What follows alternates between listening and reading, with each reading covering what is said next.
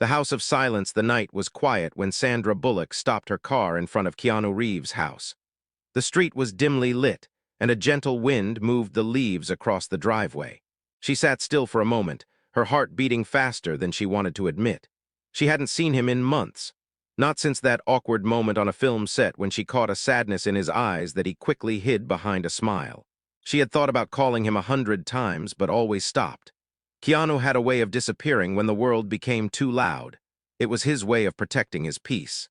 But tonight, something inside her told her she couldn't wait any longer. She had read a small article in a local newspaper that morning about a man seen feeding stray dogs late at night, leaving small notes that said, "You are not alone." It sounded like something Keanu would do, and that one line, "You are not alone," had stayed with her all day. So now here she was outside his gate, unsure if she was ready to walk through. As she stepped out of the car, the cold air wrapped around her. The neighborhood was silent except for the faint hum of crickets. Keanu's house looked peaceful from the outside, but Sandra could sense the weight of loneliness inside. She walked up to the door and pressed the bell.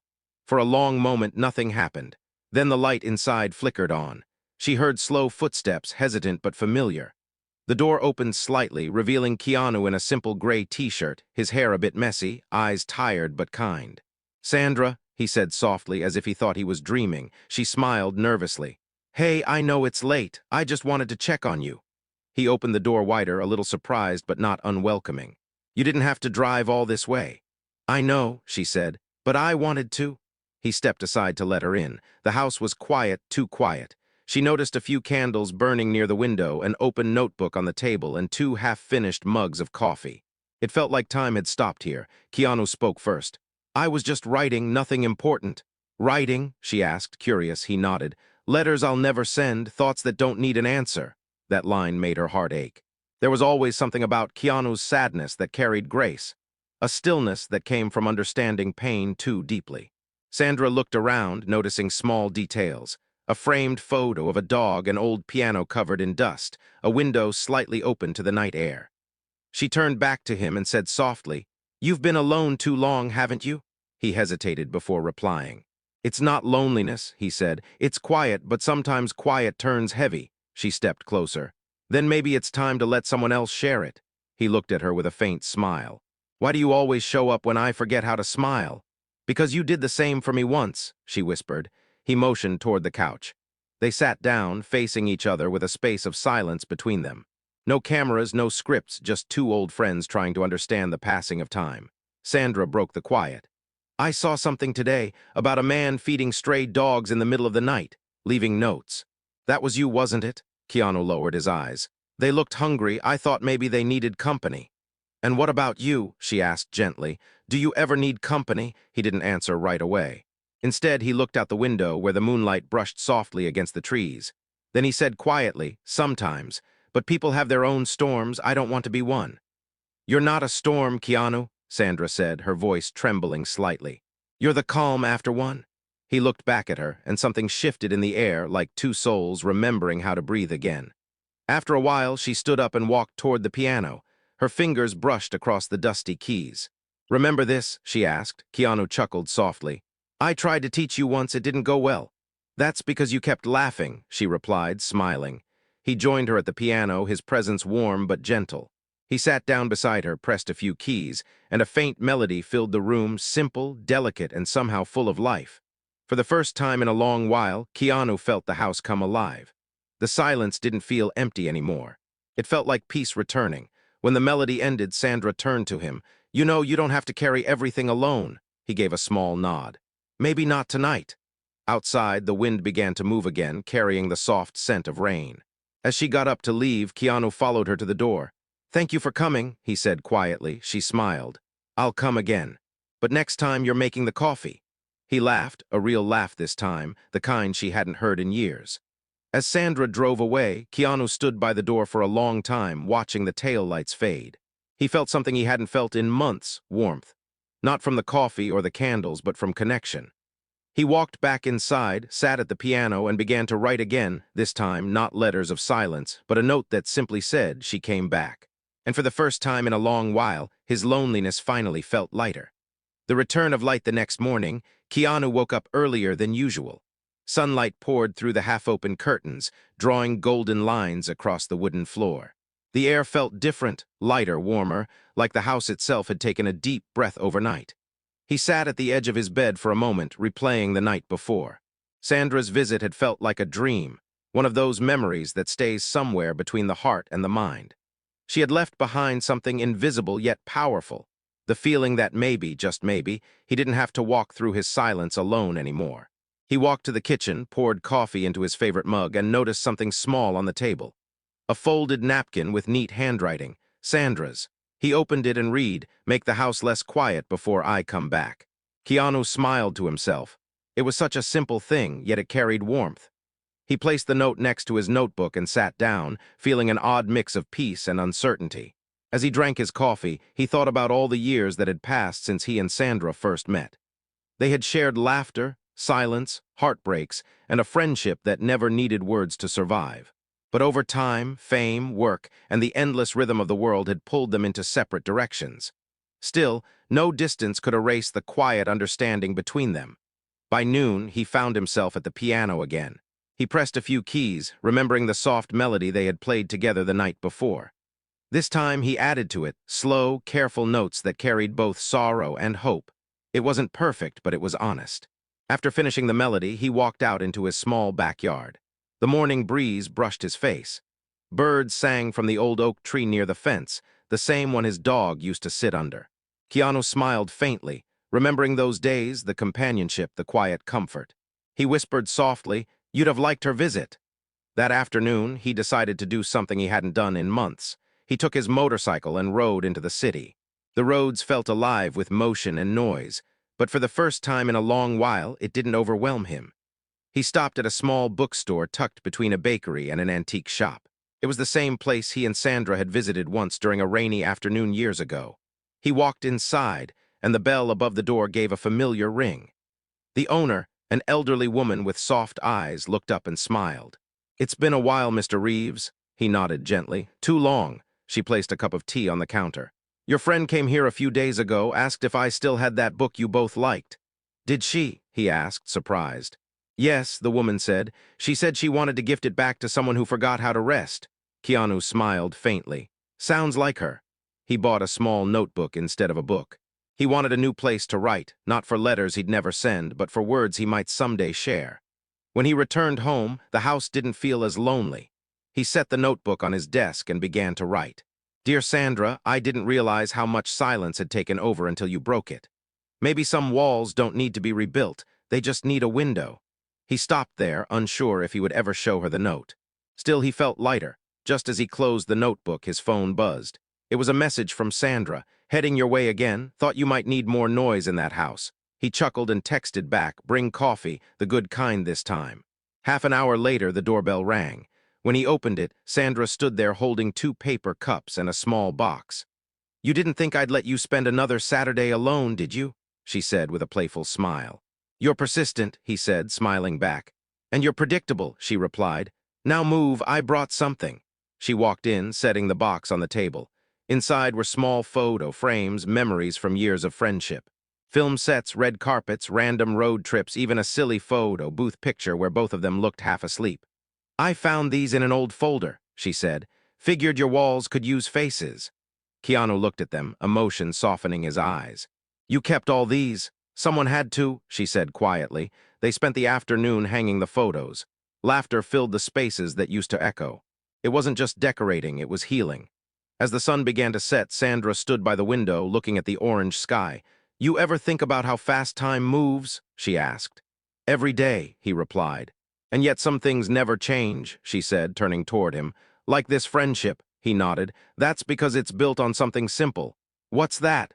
"Kindness," he said softly. "And patience." She smiled, her eyes glistening with unspoken emotion. "Maybe the world could use more of that." They stood there quietly, watching the sunset fade into twilight. The air between them carried both nostalgia and peace. Before she left, Sandra placed her hand on his arm. "You're doing better," she said. "Because you showed up," he answered. "I'll keep showing up," she said with a small smile. When the door closed behind her, Keanu sat back on the couch, looking at the newly hung photos. The house no longer felt empty, it felt alive. like the first whisper of spring after a long winter. He wrote one last line in his notebook before turning off the lights. Loneliness ends the moment someone cares enough to knock on your door. And for Keanu, that door had finally opened again. The sound of healing. The next few weeks brought small changes that no one else would have noticed, but Keanu did. His mornings no longer felt heavy. His evenings didn't stretch endlessly into silence. He found himself smiling at little things. The sound of rain, the smell of coffee, even the sight of letters in his mailbox that weren't bills. Sandra started visiting more often. Sometimes she would bring books, sometimes cookies, and sometimes nothing at all. Just her presence, which was more than enough. She'd sit on the old couch, reading quietly while Keanu worked on his piano. Neither of them needed to speak much. The silence between them wasn't cold anymore. It was comfortable. One evening, as soft rain began to fall outside, Sandra noticed something new on his table, a small stack of handwritten pages. "What's this?" she asked, picking one up gently. Keanu smiled faintly. "Just something I've been working on. Stories about people who forget themselves while helping others." "Sounds like you," she said softly. He shook his head. "It's about people I've met. Delivery drivers, cafe workers, quiet strangers. The kind of kindness that doesn't get noticed but keeps the world running." She looked up from the pages. "You should publish it." "I don't know if anyone wants to read that." "I would," she said simply. "And I think others would too. People need reminders that kindness still exists." He didn't reply, but her words stayed with him. Later that night, after she left, Keanu sat at his desk staring at the pages. The candle beside him flickered gently, casting long shadows across the paper. He thought about how strange it was, that one unexpected visit could shift the weight of loneliness. Maybe healing didn't always begin with big gestures. Maybe it started quietly, with someone knocking on your door and saying, "You don't have to face this alone." Over the next few days, Keanu began revisiting old memories, places that had once meant something. He went back to the park where he used to sit after filming long nights. The benches were the same, though the trees had grown taller. A little girl was feeding pigeons, and her laughter echoed through the quiet space. He sat nearby, watching her, remembering how his sister used to laugh the same way. That memory brought a sting of tears, but not the kind that broke him, the kind that softened his heart. He went home and began writing again. Not about sadness this time, but about moments that quietly save us. That weekend, Sandra arrived earlier than usual, holding 2 coffees and an envelope. "What's this?" Keanu asked, taking it from her. "A surprise," she said, smiling. Inside the envelope was an invitation, a charity gala to support community art centers. "They're raising funds for kids who can't afford lessons," she explained. "They asked if you'd come. Maybe play something on the piano?" Keanu looked uncertain. "I haven't played for an audience in years. Then maybe it's time," she said gently. "It's not about perfection, Keanu. It's about presence." He thought about it for a long moment, then nodded. "If you're coming too," she smiled. Of course, the night of the gala arrived. The hall was simple but elegant, filled with people from all walks of life, artists, students, teachers, and volunteers. Keanu stood backstage, nervous. Sandra stood beside him, placing a reassuring hand on his shoulder. "Remember," she whispered, "it's not a performance. It's a gift." He nodded, took a deep breath, and stepped onto the stage. The lights were bright, but he didn't look at the crowd. He just sat at the piano and began to play the melody that had once filled his lonely house, the same one Sandra had helped him start. Soft, tender notes filled the room. Every sound carried a story, of loss, of healing, of quiet friendship. As he played, the audience grew silent. Some closed their eyes, some smiled through tears. The music wasn't just sound. It was emotion finding its way back into the world. When the final note faded, there was a pause, a deep, heartfelt silence before the applause began. Not loud or wild, but warm, honest, human. Keanu stood, his heart pounding. He glanced toward the front row and saw Sandra smiling proudly, her eyes glistening. After the event, a young boy approached him shyly with his mother. The boy held a small notebook. "Sir, I liked your song. It felt like when my dad used to hug me." Keanu bent down and smiled. "Thank you, that's the best compliment anyone could give." The boy handed him the notebook. "Can you write something in here?" Keanu took the pen and wrote slowly. "Keep kindness loud and fear quiet." The boy smiled and ran off, leaving Keanu speechless. Outside the hall, under the night sky, Sandra joined him. "You did something special tonight," she said. "No," he replied softly. "We did. How does it feel?" she asked. "Like breathing again," he said. They stood in silence, watching the stars. For the first time in a long while, Keanu realized that loneliness had not just ended. It had transformed into something better. It had become connection, purpose, and peace. Back home later that night, he placed a new note beside Sandra's old one on the table. "You were right. The house isn't quiet anymore." He looked around. The piano, the photos, the memories returning like sunlight through open windows. The house finally sounded like home. The letter he never sent. The days that followed the gala were calm but full of quiet energy. Keanu felt something shift inside him. It wasn't about fame. It wasn't about applause. It was about the feeling that he had finally stepped out of the shadows of his own silence. The loneliness that had once followed him everywhere was now replaced by purpose. He began spending more time outside. He'd visit coffee shops, bookstores, and animal shelters, talking to people, listening to their stories. He didn't want attention. He just wanted connection. He'd meet strangers and walk away knowing he'd seen a small piece of kindness still alive in the world. One evening, after returning home from the shelter, he found a small envelope slipped under his door. There was no name on it, just a familiar handwriting that made him smile. It was from Sandra.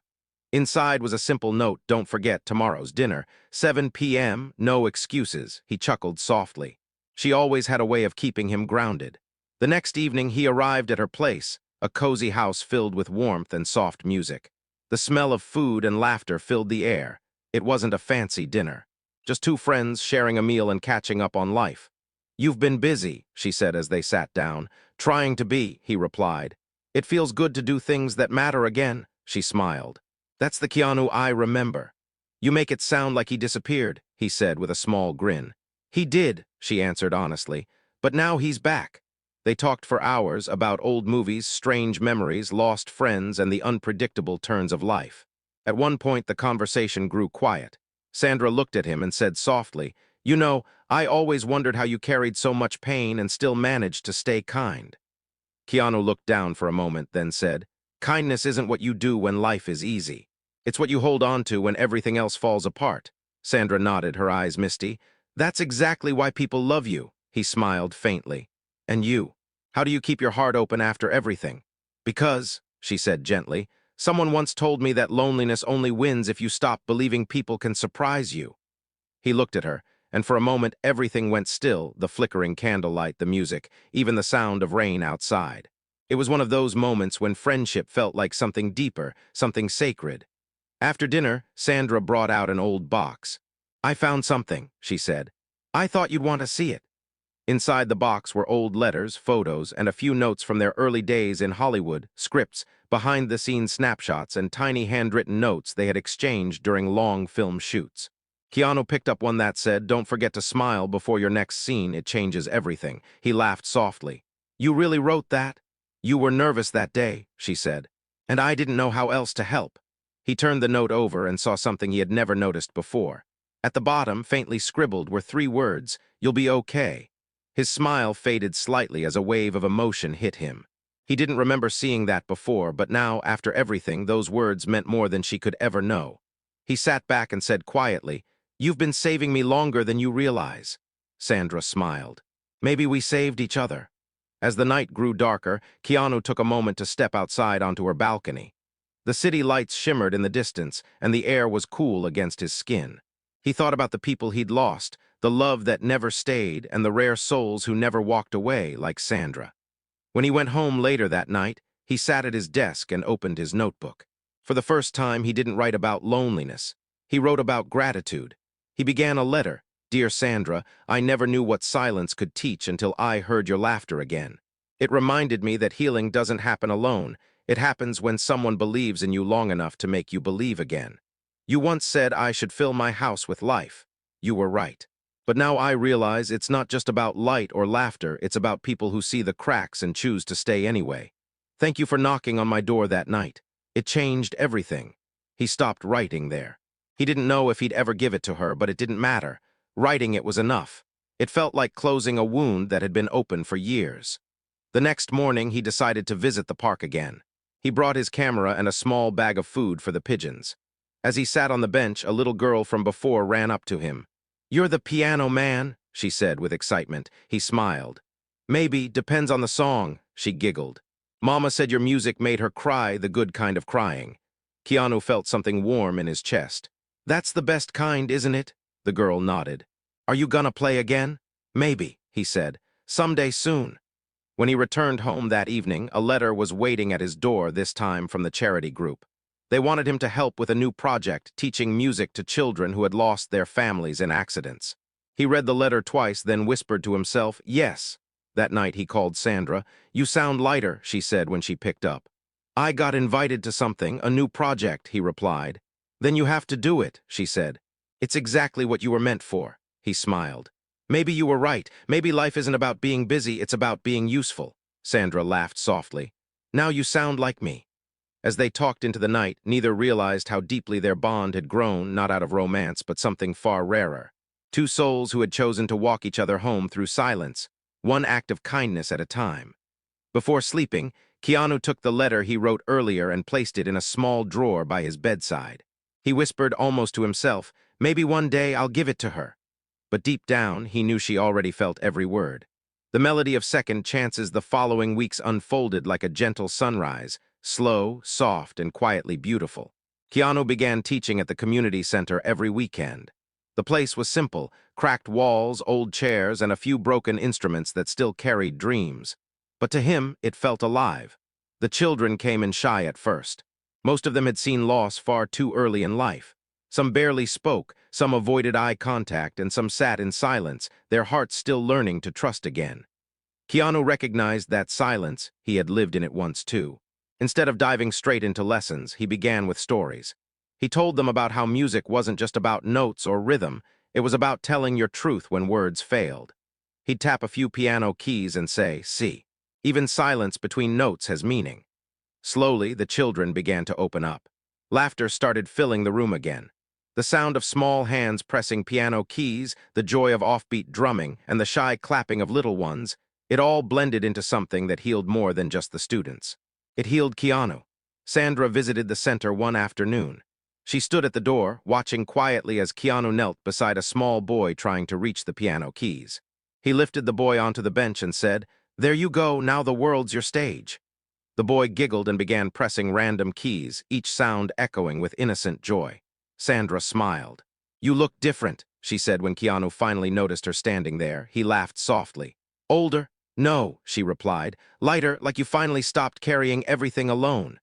He looked around the room, where the children were now trying to play a messy, cheerful tune together. "Maybe it's because I finally realized something," he said quietly. "You can't heal by staying quiet forever. Sometimes you have to make a little noise." That evening, after the children left, Sandra and Keanu sat by the piano.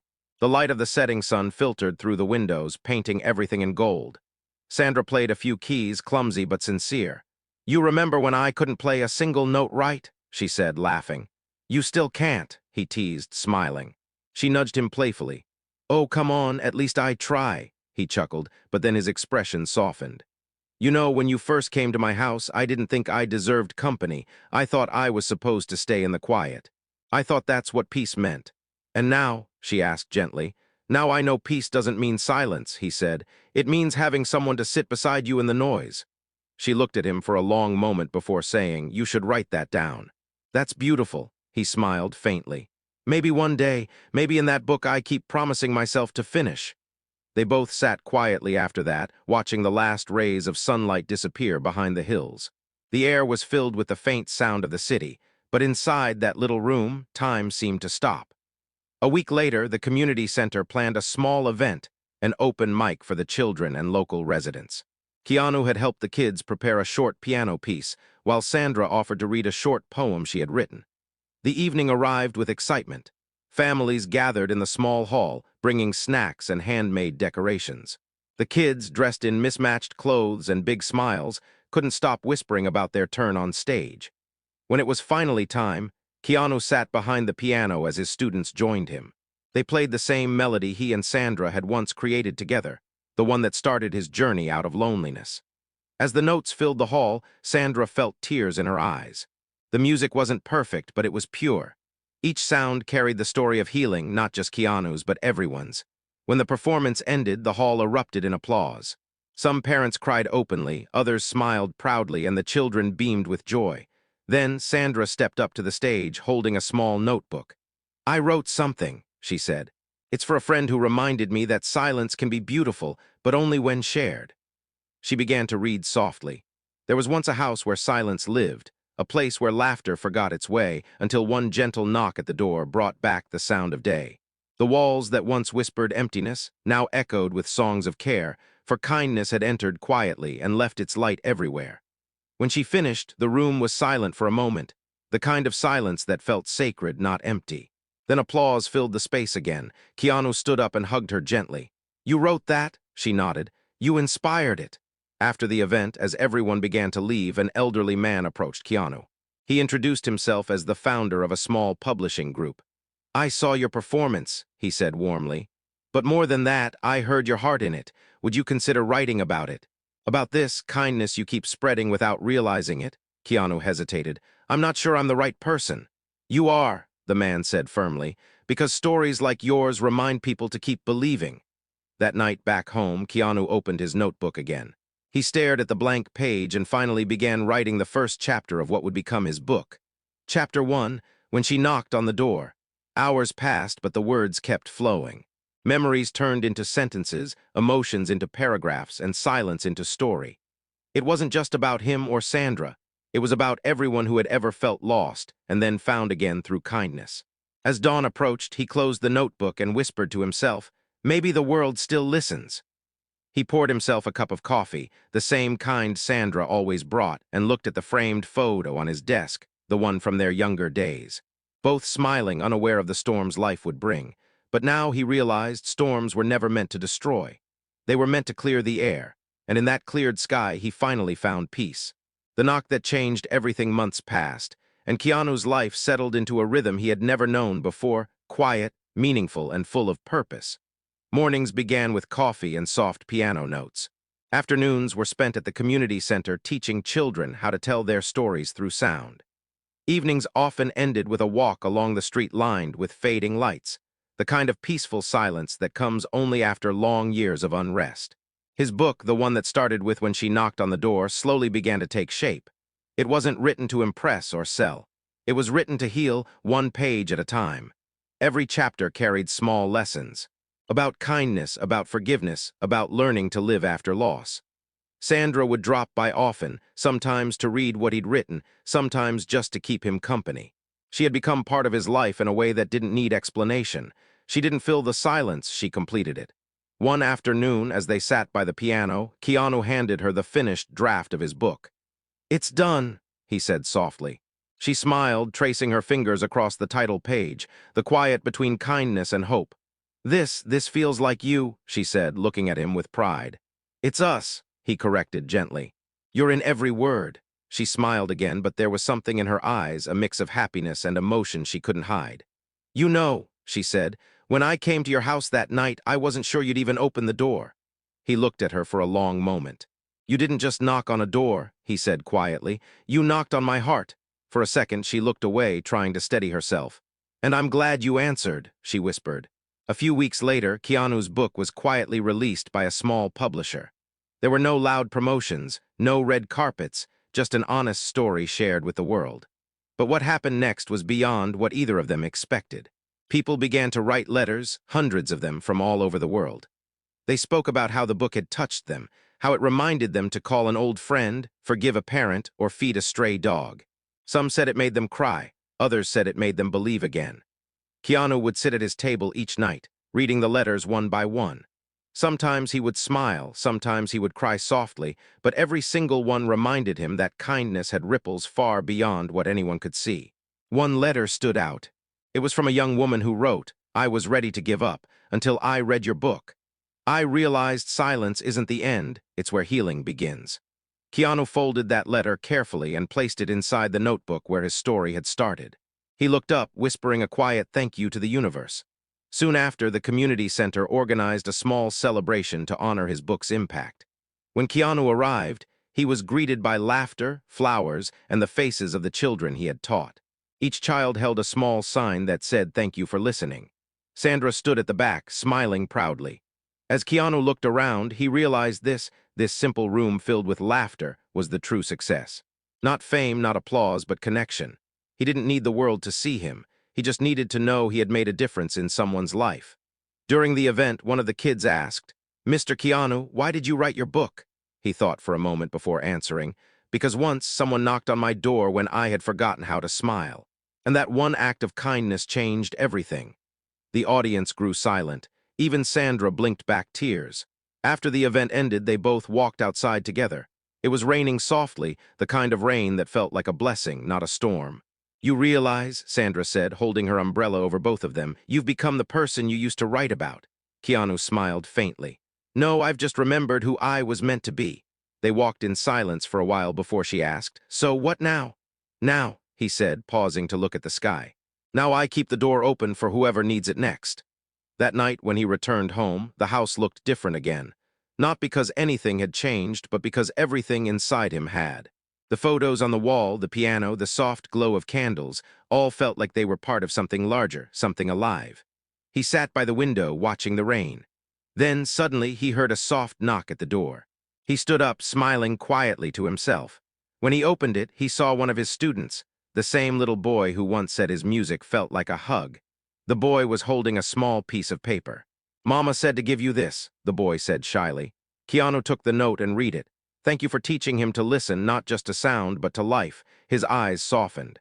He knelt down and said, "You tell your mom she gave me the best gift tonight." The boy grinned and ran off into the rain.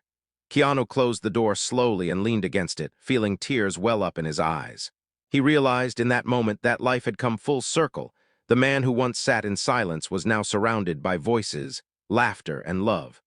He walked to the piano and began to play the melody again, the same one he had played the night Sandra came to his house. But this time it sounded different. It sounded alive. As the music filled the room, the loneliness that once lived there finally left for good. He looked up, whispering softly, "Thank you for knocking." And somewhere beyond that gentle rain, the world felt a little kinder.